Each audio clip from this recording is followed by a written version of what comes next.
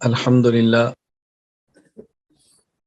لله وحده لا شريك له والصلاة والسلام على من لا نبي بعده وعلى آله وأصحابه الذين أوفوا عهده.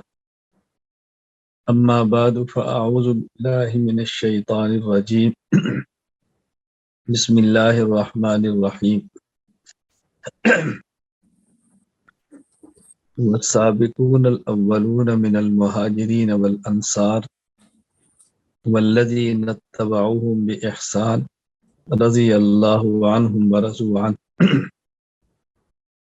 اللهم صل على محمد وعلى آل محمد كما صليت على إبراهيم وعلى آل إبراهيم إنك حميد مجيد. اللهم بارك على محمد وعلى آل محمد كما باركت على إبراهيم وعلى آل إبراهيم إنك حميد مجيد. اللہ تعالیٰ نے کائنات میں جن شخصیات کا انتخاب فرمایا انسانیت کی اصلاح کے لیے وہ ہیں انبیاء علیہ السلام، اور ان انبیاء کو جو اللہ پاک نے ساتھی عطا فرمائے وہ ہیں صحابہ کرام رضی اللہ عنہم اجمعین۔ صحابی چونکہ پیغمبر کی ملاقات ایمان کی حالت میں کرتے ہیں اور پھر اسی حالت پر ان کا خاتمہ ہوتا ہے، تبھی اس کو صحابی کہتے ہیں۔ نبوت کے بعد سب سے بڑا منصب اور مقام یہ صحابیت کا ہے۔ صحابہ کرام کے بعد پھر امت کے مقتدر طبقات میں مجتہدین اور فقہا ہیں، اور باقی لوگ پھر انہی کی فقہ انہی کی ہدایات کے مطابق اپنی زندگی گزارتے ہیں۔ نمبر 1 انبیاء علیہ السلام، اور سب سے آخر میں خاتم الانبیاء حضرت محمد مصطفیٰ صلی اللہ علیہ وسلم۔ ان کے بعد پھر صحابہ کرام رضی اللہ عنہم اجمعین، اور پھر ان کے بعد ائمہ مجتہدین۔ یہ اہم ترین شخصیات ہیں۔ ان میں جو انبیاء ہیں ان کے بارے میں ہمارا عقیدہ ہے کہ وہ معصوم ہیں، ان سے اللہ تعالیٰ چھوٹا اور بڑا کسی بھی قسم کا گناہ نہیں ہونے دیتے۔ اللہ تعالیٰ ان کو گناہ سے بچا کے رکھتے ہیں۔ یہ ہمارا عقیدہ عصمت انبیاء کا عقیدہ ہے۔ یا تو آپ نے اس دورہ تحقیق المسائل میں پڑھ لیا ہے یا پڑھیں گے، یا وقت کم ہوا اور سارے عقائد پر گفتگو نہیں ہو سکتی تو انشاءاللہ العزیز تخصص میں آپ اس عقیدے کو تفصیل کے ساتھ پڑھ لیں گے۔ عصمت انبیاء کا عقیدہ۔ انبیاء کرام علیہ السلام کے بعد ہیں صحابہ کرام رضی اللہ عنہم اجمعین۔ یہ صحابہ کرام کے بارے میں ہمارا عقیدہ ہے محفوظ ہونے کا۔ محفوظ کا معنی یہ ہے کہ صحابی سے گناہ ہو جاتا ہے لیکن ان کے نامہ اعمال میں باقی اللہ تعالیٰ رہنے نہیں دیتے، ان کو قبر کے عذاب سے محفوظ فرما دیتے ہیں، جہنم کے عذاب سے محفوظ فرما دیتے ہیں۔ تو محفوظ کا معنی یہ ہے کہ ایسا گناہ جو کسی انسان اور وہ قیامت کے دن جہنم میں جانے کا باعث بنے، کرام کے نامہ اعمال میں ایسا گناہ نہیں رہتا، اللہ تعالیٰ اس کو ختم فرما دیتے ہیں، اللہ تعالیٰ ان کے نامہ اعمال سے مٹا دیتے ہیں، ان کی توبہ کو سچی توبہ کے طور پہ قبول فرما لیتے ہیں۔ اس کے بعد ائمہ مجتہدین ہیں۔ ائمہ مجتہدین کے بارے میں ہمارا عقیدہ نہ معصوم ہونے کا ہے نہ محفوظ ہونے کا ہے، بلکہ مأجور ہونے کا۔ مأجور کا معنی کہ ائمہ کرام اور مجتہدین سے اجتہادی مسئلے میں غلطی ہو جاتی ہے لیکن اس غلطی پر بھی اللہ ان کو اجر عطا فرماتے ہیں، چونکہ اس اس طرح نہیں ڈٹ جاتے کہ ماننے کے لیے تیار نہ ہوں۔ مجتہد کا یہ دعویٰ ہرگز نہیں ہوتا کہ میرے تمام اجتہادات درست ہیں۔ مجتہد کا دعویٰ یہی ہوتا ہے کہ میں نے اپنی محنت کی حد تک اجتہاد کو درست سمت پہ لے جانے کی کوشش کی ہے، اور اگر مجھ سے خطا ہو گئی ہے تو مجھے بتایا جائے۔ اس لیے مجتہد جب یہ بات کرتا ہے کہ بھئی میری یہ بات قرآن کریم کے مطابق ہے، حدیث پاک کے مطابق ہے، اور بطور تحدی اور چیلنج اس کو میدان میں رکھ لیتا ہے، یہ مجتہد کی شان ہے۔ اب دیکھیں، قیامت تک کے لیے اللہ تعالیٰ نے نبوت کا دروازہ بند فرما دیا۔ کوئی نبی پیدا نہیں ہوگا، کوئی نیا نبی نہیں آئے گا۔ جب نبوت کا دروازہ بند ہے تو صحابیت کا دروازہ بھی بند ہے۔ جب نبی نہیں ہوگا تو صحابی نبی کی صحبت سے ہوتا ہے، تو پھر صحابی بھی نہیں ہوگا۔ اس لیے ہم کہتے ہیں کہ حضور اکرم صلی اللہ علیہ وسلم جب تشریف لائے، نبوت کا دروازہ بند ہو گیا، اور جب آپ دنیا سے تشریف لے گئے تو صحابیت کا دروازہ بند ہو گیا۔ آپ کے آنے پہ نبوت کا دروازہ بند ہے، اور آپ کے جانے پہ صحابیت کا دروازہ بند ہے۔ اب نہ کوئی نبی پیدا ہوگا، نہ ہی کوئی صحابی پیدا ہوگا۔ اس کے بعد مجتہدین میں سے ایک مجتہد ہے جو مجتہد مطلق ہے، جو اصول بھی اپنے بنائے اور پھر اصولوں سے فروع کا استنباط بھی خود کرے۔ مجتہد مطلق شرعاً محال نہیں، لیکن عادتاً محال ہے۔ ایسا مجتہد اب دنیا میں پیدا ہو، یہ بظاہر ناممکن ہے۔ اس لیے اب جس شخص نے بھی اجتہاد کا دعویٰ کرنا ہے، اس نے اصول گزشتہ مجتہدین ہی سے لینے ہیں۔ ان سے پھر اپنے اصول نکالتا رہے، ٹکراتا رہے، پھڈا ڈالتا رہے تو الگ بات ہے، باقی مجتہد مطلق اب بظاہر نہیں ہوگا۔ اس لیے جب لوگ غلط فہمی پیدا کرتے ہیں تو کبھی نبی کی ذات پہ حملہ کر دیتے ہیں، اور عصمت انبیاء پر تیاری نہ ہونے کی وجہ سے پھر بعض لوگ جواب نہیں دے پاتے یا الجھن کا شکار ہوتے ہیں۔ کبھی اعتراض صحابہ کرام پر کر دیتے ہیں، اور اس پر تیاری نہ ہونے کی وجہ سے یا جواب نہیں دے پاتے یا الجھن کا شکار ہوتے ہیں، یا پھر اعتراضات مجتہدین پہ کر دیے جاتے ہیں، اور یہ بات کہہ دی جاتی ہے کہ کیا اجتہاد کا دروازہ بند ہو گیا ہے، کیا کوئی مجتہد اب نہیں ہو سکتے؟ تو ہم کہتے ہیں بھی آپ اجتہاد کے نام پہ الہاد کا دروازہ نہ کھولیں، اجتہاد کے نام پر الہاد کا دروازہ نہ کھولیں۔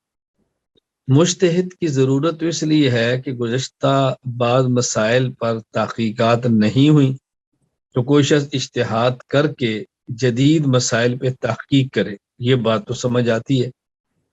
لیکن گزشتہ دور میں جن مسائل پر تحقیق ہو چکی ہے، کوئی شخص اجتہاد کے نام پر ان مسائل کا انکار کرنا شروع کرے تو اس کی تو ہم اجازت نہیں دے سکتے نا۔ اجتہاد کا معنی تو نئے پیدا ہونے والے مسئلے پر تحقیق ہے، اور الہاد کا معنی گزشتہ ثابت شدہ تحقیق شدہ مسائل کا انکار، اس کا نام الہاد ہے۔ تو لوگ کرنا الہاد چاہتے ہیں اور دعویٰ اجتہاد کا کر دیتے ہیں، اور ہمارے لوگ بس اوقات اجتہاد الہاد میں فرق نہ کرنے کی وجہ سے وہ الہادات کو اجتہادات سمجھ بیٹھتے ہیں، حالانکہ اجتہاد الگ چیز ہے اور الہاد یہ الگ چیز۔ اب یہ جو ہم لوگ ہیں طلباء یا بعد والے علماء، ہمارا کام کیا ہے؟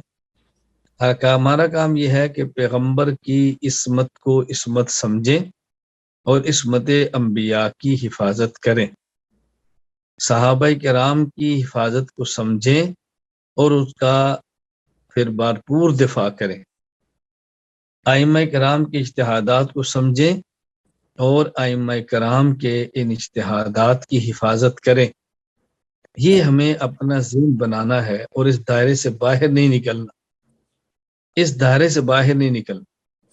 اس دائرے کے اندر رہیں گے تو انشاءاللہ نجات پا جائیں گے۔ اس لیے میں طلبہ کرام کو، علماء کرام کو یہ بات بطور خاص عرض کرتا ہوں کہ ہم اپنے مسلک کے، اپنے مذہب کے محقق نہیں، ہم اپنے مسلک اور اپنے مذہب کے ناقل ہیں، ہم محقق نہیں، ہم ناقل ہیں۔ ہم کوئی نیا عقیدہ، کوئی نیا مسئلہ نئی تحقیق کی روشنی میں پیش نہیں کرتے، بلکہ اپنے پرانے عقائد اور پرانے مسائل انہی کو پیش کرتے ہیں اور پھر سمجھا دیتے ہیں۔ تو ایک لفظ ہے نقل اور ایک لفظ ہے شرح۔ ہم اپنے اکابر کے علوم کو آگے منتقل کرتے ہیں، بیان کرتے ہیں، اور ان میں جو بات نہیں سمجھ آتی اس کو سمجھا دیتے ہیں۔ تو ہم نقل بھی کرتے ہیں اور اس کے بعد اس کی شرح بھی کرتے ہیں۔ تو آپ طلبہ کرام اپنے اکابر کے علوم کے ناقل بنے اور شارح بنے، مزید تحقیقات کر کے محقق بننے کی ضرورت نہیں ہے۔ اگر ہم اپنے اکابر کے علوم کو صحیح معنوں میں نقل کر دیں اور صحیح معنوں میں آگے اس کو سمجھا دیں تو یہ بہت بڑی خدمت، بہت بڑی خدمت ہے۔ اللہ تعالی ہمیں اس کی توفیق عطا فرمائے، اللہ تعالی ہمیں قبول فرمائے۔ دیکھیں یہ بات اچھی طرح ذہن نشین فرما لیں، اگر اپنے جمہور اکابر کی رائے کو لے کر چلیں گے، اپنے جمہور اکابر کی رائے کو لے کر چلیں گے تو اس کا فائدہ کیا ہوگا؟ جمہور اکابر کی رائے کو لینے کا ایک فائدہ یہ ہوگا کہ جو مدد دنیا میں ان کے ساتھ اللہ تعالیٰ کی تھی وہی مدد دنیا میں انشاءاللہ ہمارے ساتھ بھی ہوگی۔ نمبر 2، جو ان حضرات کی مقبولیت اور محبوبیت لوگوں میں تھی انشاءاللہ وہی محبوبیت اور مقبولیت اللہ تعالی ہمیں بھی عطا فرمائیں گے۔ تیسرا فائدہ، قیامت کے دن جہاں پر وہ لوگ جائیں گے انشاءاللہ اللہ تعالیٰ ان کے نقش قدم پر ان کی آراء کو لینے کی برکت سے ہمیں بھی وہیں پہنچا دیں گے۔ والذین آمنوا واتبعتهم ذریتهم بایمان الحقنا بهم ذریتهم وما لتناهم، قرآن کہہ رہا ہے والذین آمنوا واتبعتهم ذریتهم بایمان الحقنا بهم ذریتهم، اللہ تعالیٰ وہی ہمیں بھی پہنچا دیں گے۔ تو بتاؤ یہ کتنی بڑی 3 چیزیں ہیں کہ اللہ تعالیٰ ہمیں اکابرین والی نصرت اور مدد بھی عطا فرما دے، اللہ میں جمہور اکابرین والی محبوبیت مقبولیت یہ بھی عطا فرما دے، اور اللہ تعالیٰ روز معاشر ہمارا حساب اور حشر بھی ان کے ساتھ فرما دے۔ یہ اللہ تعالیٰ کے کتنا بڑا احسان۔ اس لیے اس بات پر آپ حضرات کاربند رہیں اور اس کو اچھی طرح سمجھ لیں کہ ہم نے اپنے جمہور اکابرین کرام سے دائیں اور بائیں نہیں جانا، ہم نے وہیں رہنا ہے اور ہم نے اسی بات کو سمجھانا ہے اور اس کو لے کر آگے چلنا ہے، اور ہم نے انشاءاللہ اس امت میں خیر کا سبب بننا ہے، اس امت میں شر کا سبب نہیں بننا۔ ہمارے ذمہ جو کام ہے ہمیں وہ سمجھنا ہے، ہمارا دائرہ کار کیا ہے، ہمارا کام کیا ہے، ہم نے کرنا کیا ہے، اور کام کو لے کر آگے چلنا کیسے ہے۔ یہ بنیادی مقاصد ہیں دورہ تحقیق المسائل میں شرکت کے۔ ہم اپنے عقائد کو، اپنے مسائل کو، اخلاق کو دلائل سے پڑھیں، اس کو اچھی طرح سمجھیں، اپنی زندگی میں اس کو لائیں اور پھر پورے عالم میں پھیلانے کا سبب بنے، پورے عالم میں لے کر جانے کا اس کو ذریعہ بنے، اور جہاں تک اللہ توفیق عطا فرمائے اس کو لے جانے کی پھر بھرپور فکر کرے۔ یہ بات اچھی طرح آپ نے ذہن نشین فرمانی ہے۔ اس کے لیے ضروری چیزیں کیا ہیں؟ سب سے پہلے آدمی اپنے عقائد کو، مسائل کو دلائل کے ساتھ سیکھے، اور دلائل کے ساتھ ایسے سیکھے کہ آپ کے اوپر یہ مسئلہ کھل جائے، کوئی الجھن آپ کو باقی نہ رہے۔ حضرت موسیٰ علیہ السلام نے اللہ تعالیٰ سے دعا مانگی، رب اشرح لی صدری ویسر لی امری واحلل عقدۃ من لسانی۔ پہلی بات کیا تھی؟ اشرح لی صدری، اے اللہ میرے اوپر میرا کام کھول دے۔ پہلی بات ہے شرح صدر، دوسری پھر دعا ہے یسر لی امری، یا اللہ تعالیٰ میرے کام کے لیے مجھے میرے اسباب عطا فرما دے۔ اور تیسری دعا ہے احلل عقدۃ من لسانی، یا اللہ مجھے فصیح زبان عطا فرما دے۔ جب یہ تین چیزیں انسان کو مل جائیں تو یفقہ قولی، پھر اس کا نتیجہ ہے کہ آدمی اپنی بات دوسروں کو سمجھا لیتا ہے۔ تو ہمارے ذمے اپنی بات سمجھانا ہے، ہمارے ذمے اپنی بات منوانا نہیں۔ سمجھانا اور چیز ہے اور منوانا اور چیز ہے۔ جب ہم سمجھاتے رہیں گے تو لڑائی نہیں ہوگی، اور جب ہم منوانا شروع کریں گے تو پھر لڑائی ہوگی۔ تو ہم نے پوری ترتیب سمجھ کر سمجھانے کی بنانی ہے۔ تو سب سے اہم چیز کیا ہے کہ ہم اپنے عقائد کو سمجھیں، الجھنیں دور کریں، اشکالات کو صاف کریں، شبہات کو صاف کریں، اپنی علمی زندگی نہایت پختہ کریں، اپنی علمی زندگی کو نہایت مضبوط کریں، علمی اعتبار سے اپنے آپ کو مستحکم کریں، اور دائیں بائیں فضول قسم اور لچر قسم کے اعتراضات کی پرواہ نہ کریں۔ کوئی اعتراض دلیل کی بنیاد پر ہے اس کا جواب دیں، اور کوئی اعتراض ضد کی بنیاد پر ہے تو اس کا جواب نہ دیں۔ کوئی اعتراض دلیل کی بنیاد پر ہے، وَجَادِلْهُم بِالَّتِي أَحْسَنُ، آپ جواب دیں، اور کوئی اعتراض ضد کی بنیاد پر ہے تو اس کے جواب کی ضرورت نہیں ہے۔ وَإِذَا خَاطَبَهُمُ الْجَاهِلُونَ قَالُوا سَلَامًا، اللہ تعالیٰ نے عباد الرحمن کی صفت بیان کی ہے کہ جب ان کی گفتگو، جب ان کا واسطہ ضدی لوگوں سے پڑتا ہے تو وہ ان سے معذرت کر لیتے ہیں۔ میں طلباء سے اور اپنے پاس آنے والے، آ کر تخصص کرنے والے علماء سے، آپ کو پتہ ہے بار بار ہی کہتا ہوں، قرآن کریم کی آیات کا ترجمہ کرنا سیکھیں اور بات کو سمجھانا سیکھیں۔ دیکھو نا، میں آپ کے سامنے ترجمہ کیا کر رہا ہوں، وَإِذَا خَاطَبَهُمُ الْجَاهِلُونَ قَالُوا سَلَامًا، جب ان کا واسطہ ضدی لوگوں سے پڑتا ہے تو ان سے معذرت کر لیتے ہیں۔ یہاں الجاہلون سے مراد وہ لوگ نہیں جن کے پاس علم نہیں ہے، اس سے مراد وہ ہیں کہ جن کے پاس بے شک علم ہے لیکن ضدی ہے، ہٹ دھرم ہے، انادی ہے۔ ورنہ تو جب آپ کے سامنے کوئی ایسا شخص آئے کہ جس کے پاس علم نہ ہو اور بات پوچھے تو آپ نے بتانی ہے، کوئی سوال کرے تو آپ نے جواب دینا ہے، آپ نے اس کو قائل کرنا ہے، مطمئن کرنا ہے۔ تو قرآن کہہ رہا ہے کہ نہیں، قالوا سلاما، معذرت کرو، جان چھڑاؤ۔ تو اب ظاہر ہے جاہل کو تو آپ نے بات سمجھانی، اسے تو جان نہیں چھڑانی نا۔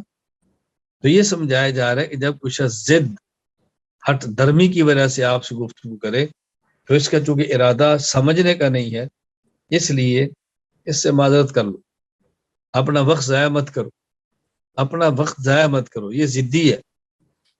ضدی سے گفتگو کر کے اپنا وقت برباد نہ کرو، اپنا وقت ضائع نہ کرو۔ میں کس درس سے یہ بات آپ کو سمجھاؤں کہ فضول گفتگو کا نقصان کتنا ہوتا ہے۔ دلیل کے ساتھ ہم نے بات کرنی ہے، دلیل غلط ہو، غلط عقیدے پر ہو، اس کا ہم نے جواب دینے، لیکن ضد اور ہر درم سے باتیں چھوڑ دیں۔ آپ دیکھیں شیطان، توجہ رکھنا، شیطان، ابلیس، اللہ تعالیٰ اس کو یہ بات فرما رہے ہیں کہ اسجدوا لآدم، ملائکہ سے فرمایا، ابلیس اس میں شامل تھا، سجدہ کرو، اس نے سجدہ نہیں کیا، اور ابلیس اللہ تعالیٰ سے کہتا ہے، اللہ اکبر، انا خیر منہ خلقتنی من نار وخلقتہ من طین، اے اللہ اس کو آپ نے مٹی سے بنایا، مجھے آگ سے بنایا، آگ مٹی سے بہتر ہوتی ہے، میں اس کو سجدہ کیوں کروں؟ اب دیکھو یہ ابلیس دلیل دے رہا ہے، تو کیا اللہ تعالیٰ کے پاس اس دلیل کا جواب نہیں تھا؟ جواب تھا، اللہ دلیل دے سکتے تھے، لیکن اس کی دلیل کا جواب نہیں دیا، فرمایا اخرج، نکل جا یہاں سے، اہبط، اتر جا، ان علیک لعنت، ان علیک لعنتی، دوڑ جا یہاں سے۔ کیوں؟ اس لیے کہ شیطان اب ضد پہ آ گیا تھا، شیطان ہٹ درمی پہ آ گیا تھا۔ تو جب یہ ضد اور ہٹ درمی پہ بات کر رہا ہے، اب اللہ تعالیٰ اس کو دلیل سے نہیں سمجھا رہے، اس کو اپنے دربار سے نکال۔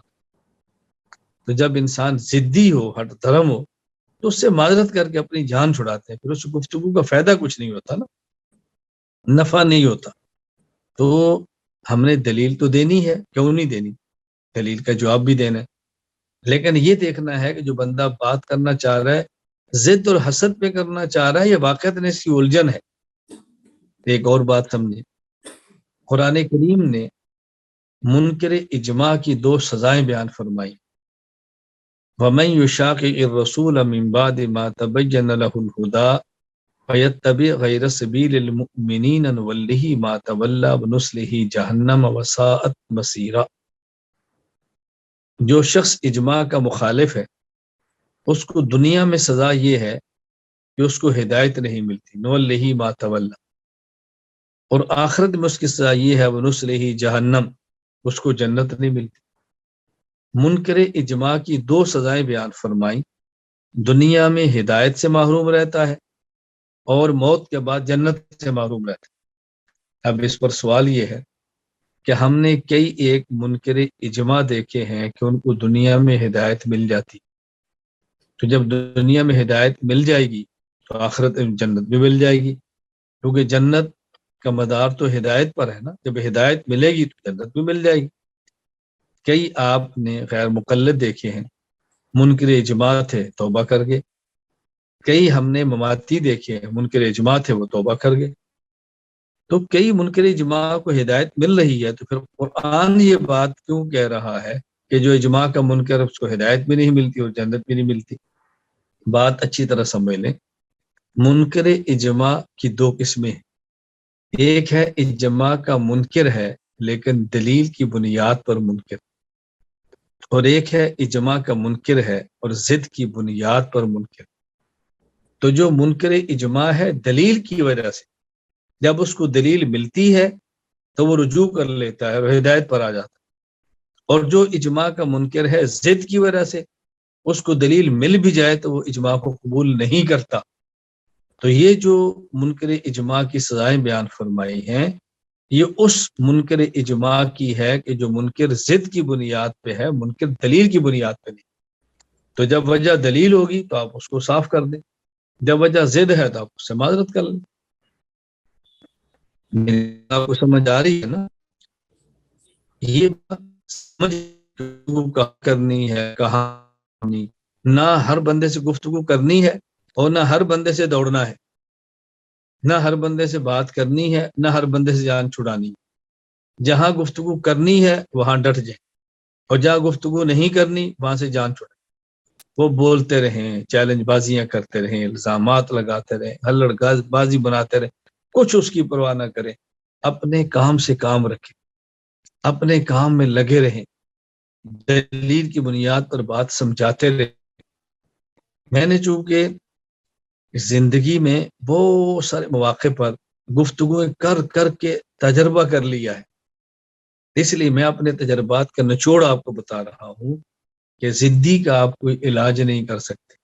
میں پاکستان سے باہر ایک ملک میں تھا، تو وہاں جہاں میں ٹھہرا ہوا تھا کچھ دوست ملنے کے لیے آئے، اور ایک آدمی ان کے ساتھ اور بھی تھا، ظاہر ہے اس کو کوئی سوالات ہوں گے یا چھیڑ چھاڑ کرتا ہوگا، انہوں نے سوچا میرا بھی آیا تو چلے سے بات کرا دیتے ہیں۔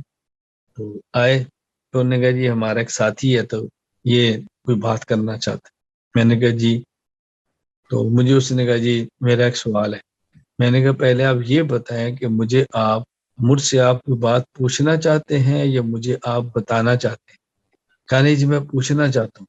میں نے کہا دیکھ لو پکے رہنا، بس اوقات بندے کا عنوان ہوتا ہے سوال ہے، لیکن سوال ہوتا نہیں، اصل میں کوئی بات وہ سمجھانا چاہ رہا ہوں۔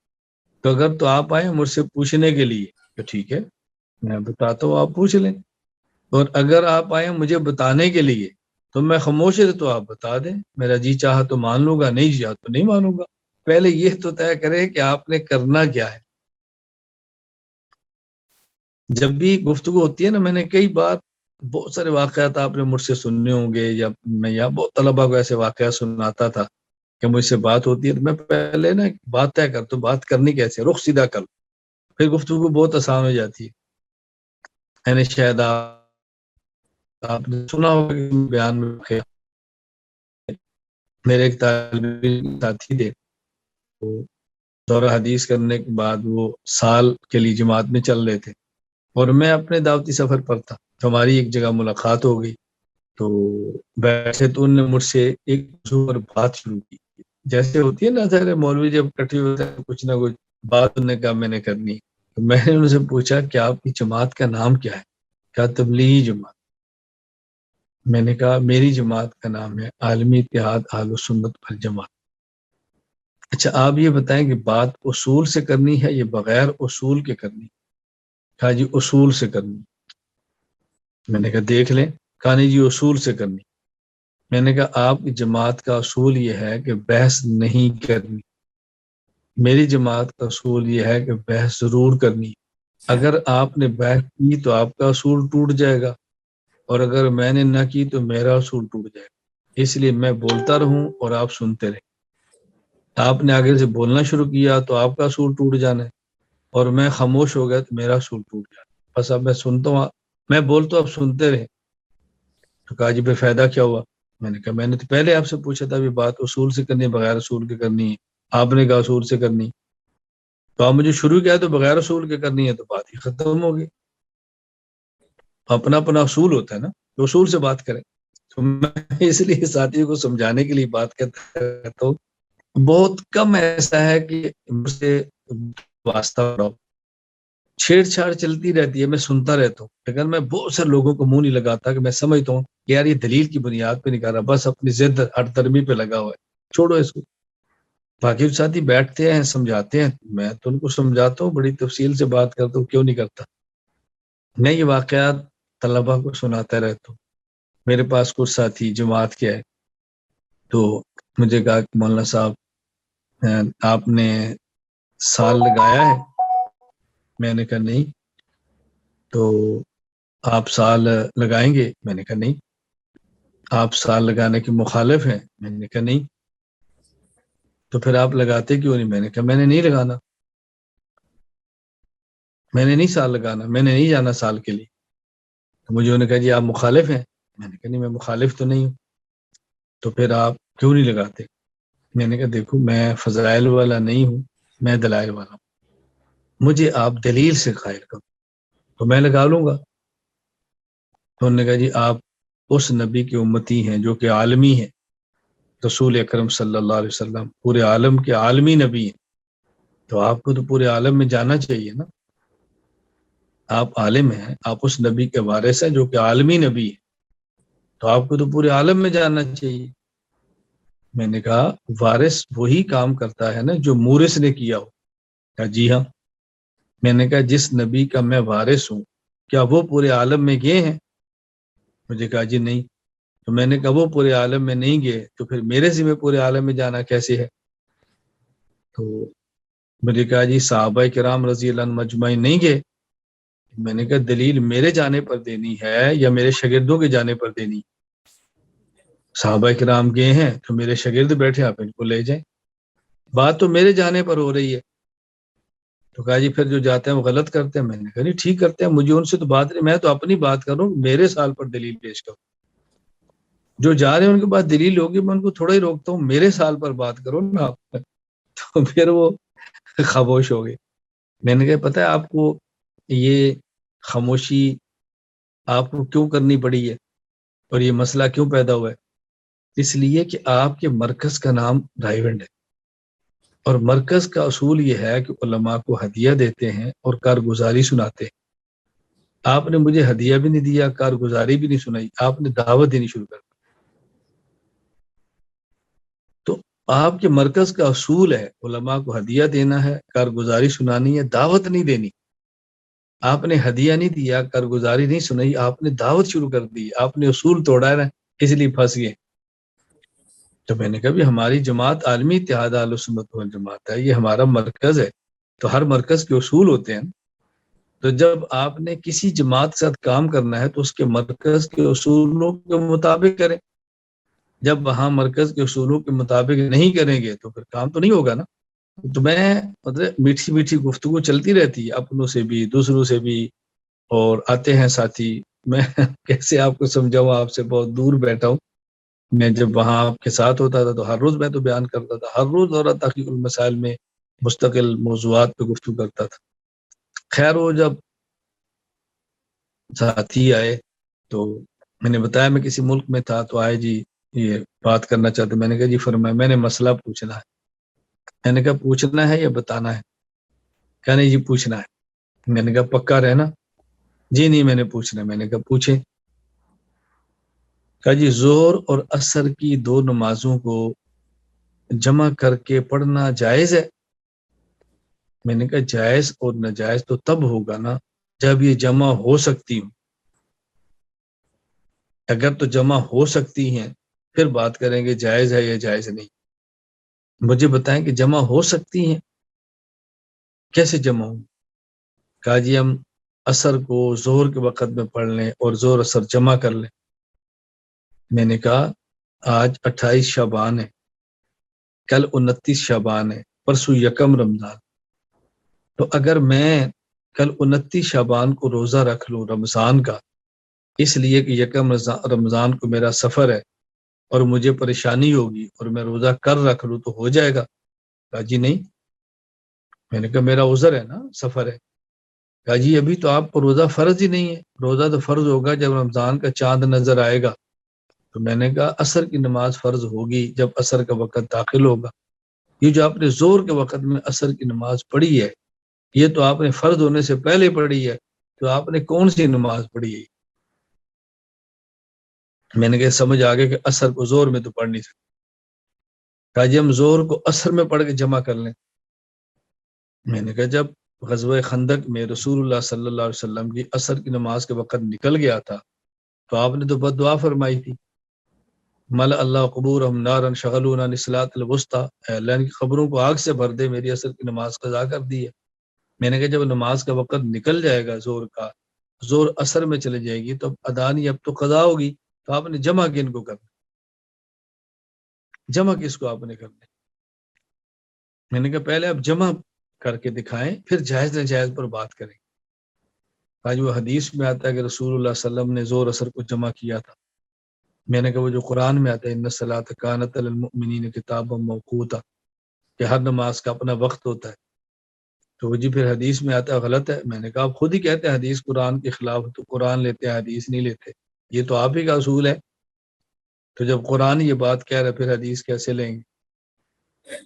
اب وہ خاموش ہو گیا. میں نے کہا کوئی دلیل ہے تو مجھے آپ پیش کر دیں. تو یہ جو علماء کہتے ہیں کہ جمع زور اثر کرنی جائز ہے, میں نے کہا آپ ایسا کریں, یہ بات ہوگی تو آپ کے پاس قرآن بھی نہیں, حدیث بھی نہیں, علماء ہے.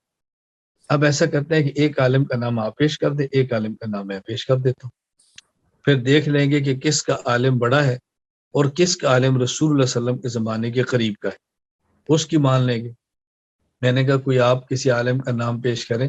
انہوں نے 1-2 عالم کا نام پیش کیا, تو میں نے کہا میں جس عالم کا نام پیش کر تو اس کا نام ہے نعمان بن ثابت, امام اعظم ابو حنیفہ.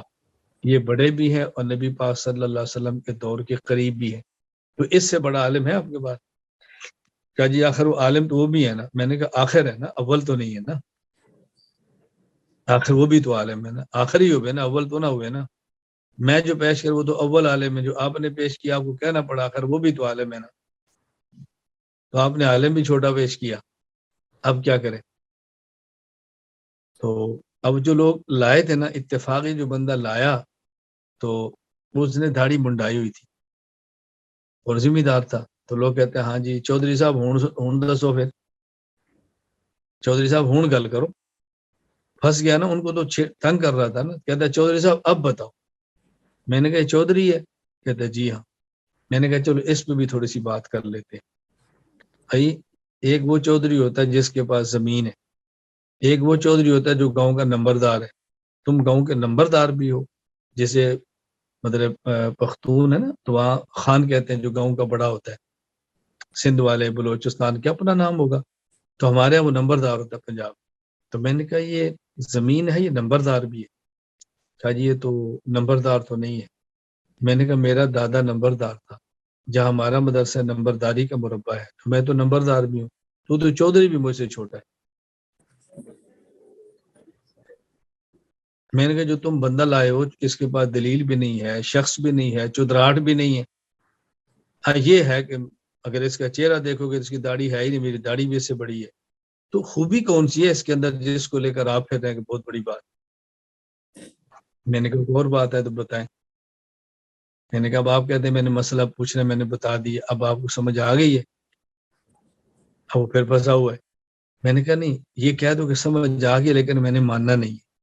قرآن کریم نے کہا وجاہدوا بہا واستيقنتها انفسهم ظلما وعلوا, کہ بعض لوگ کہتے ہیں ان کا دل مانتا ہے بات ٹھیک ہے لیکن وہ کبر کی وجہ سے, حسد کی وجہ سے بات قبول نہیں کرتے, زبان سے قبول نہیں کرتے, دل مان رہا ہوتا ہے. کوئی دلیل ہے تو پیش کر دے.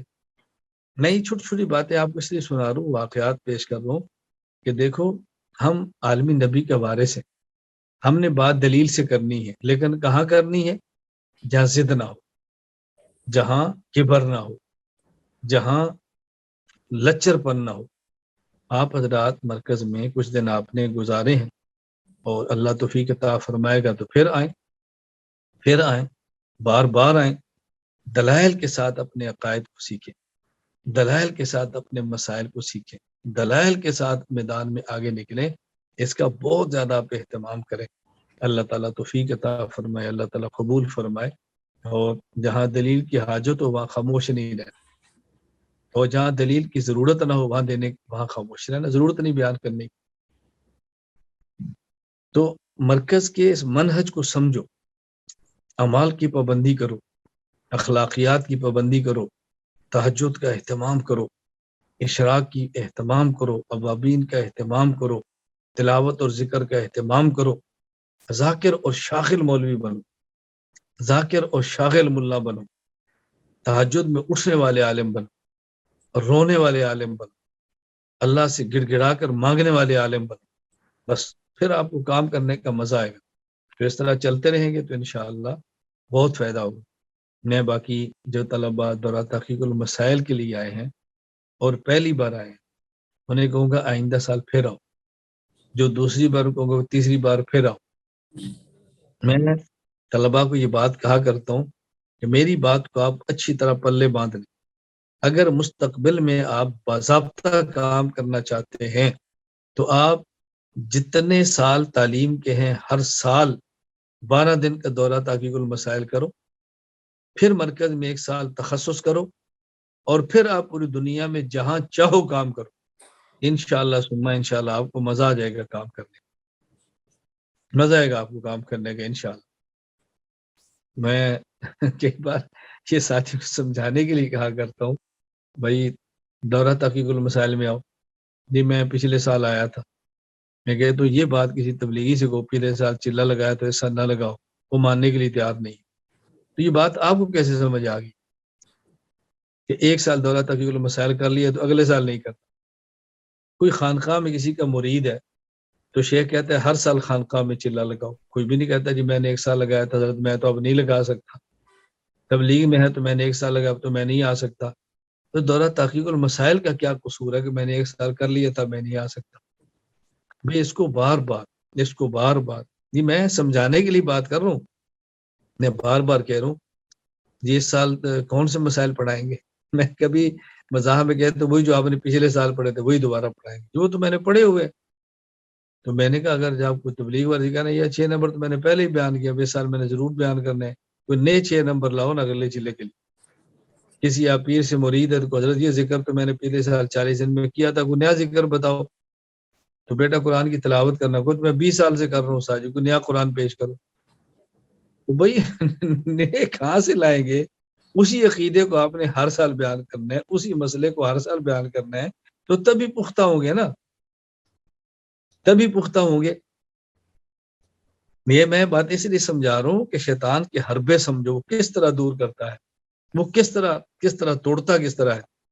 بعض طلباء کی نا ایک عادت ہوتی ہے, میں نہیں کہتا بری ہے, شاید ان کے گمان میں اچھی ہو, تو کوئی منسوس میری بات تو نہیں کہ میں اپنی بات پہ ڈٹ جو ہو سکتا ہے میری بات غلط ہو.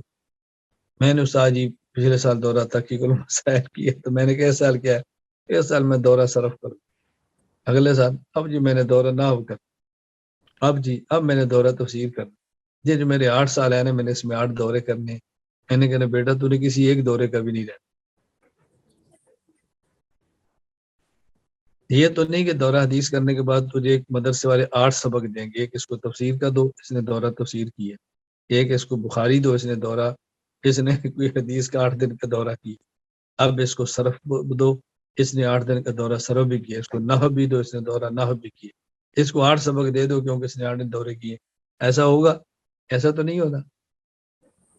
آپ ایک انتخاب کر لو، آپ نے کس فن میں جو ہے نا مہارت حاصل کرنی، وہ ہر سال وہ کرو. میں سے بعض طلباء کا ذوق ہے نہیں جی میں نے تو صرف ہی بننا ہے، ٹھیک ہے ہر سال پڑھو صرف. میں نے نحو میں کمال پیدا کرنا ہے، ہر سال پڑھو.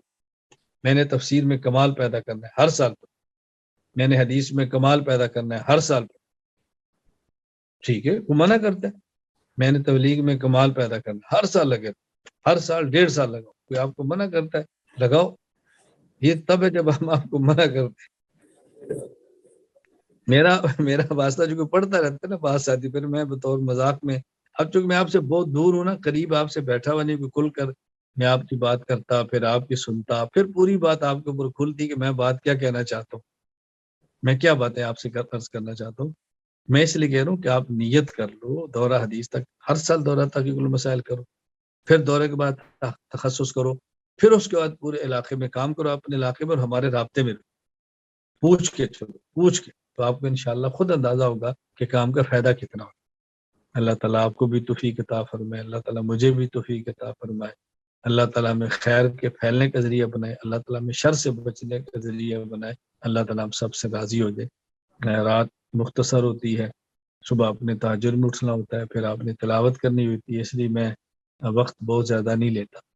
اور میں آپ سے طرف بالکل یہ ضرور کہوں گا کہ آپ لگے رہو. مجھے کئی طلباء نے میسج بھی کیے ہیں، بعض طلباء ایسے جن نے بیعت کرنی تھی اور میسج کیا، بعض نے کی ہوئی تھی تجدید بیعت کا میسج کیا. انشاءاللہ ایک ہماری نشست اس کے بعد پھر ہوگی انشاءاللہ. میں نے آپ سے عرض کیا تھا میں آپ سے 3 نشستیں لوں گا، بھی کی ہے، اور پھر اس سے قدر مفصل انشاءاللہ بدھ کے دن صبح پھر میں آپ سے بات کروں گا انشاءاللہ العزیز. بدھ کا اجتماع تو رات کو شروع ہونا ہے نا زہر کے بعد، ہم انشاءاللہ صبح بات کر لیں گے، ہمیں کیا فرق ہوتا ہے، صبح پھر بات کر لیں گے، پھر تھوڑی سی بات کریں گے آپ سے، پھر کچھ گزارشات پیش کروں گا. اللہ تعالیٰ مجھے اور آپ سب کو قبول فرمائے. اللہ تعالیٰ ان گناہوں سے محفوظ رکھے جو گناہ انسان کو دین سے محروم کر دیتے ہیں. اللہ وہ اعمال کرنے کی توفیق عطا فرمائے جس کی برکت سے انسان کام کے اندر لگا رہتا ہے اور مقبول ہو جاتا ہے. اللہ تعالیٰ مجھ سے اور آپ سے راضی ہو جائے. وآخر دعوانا الحمدللہ رب العالمین.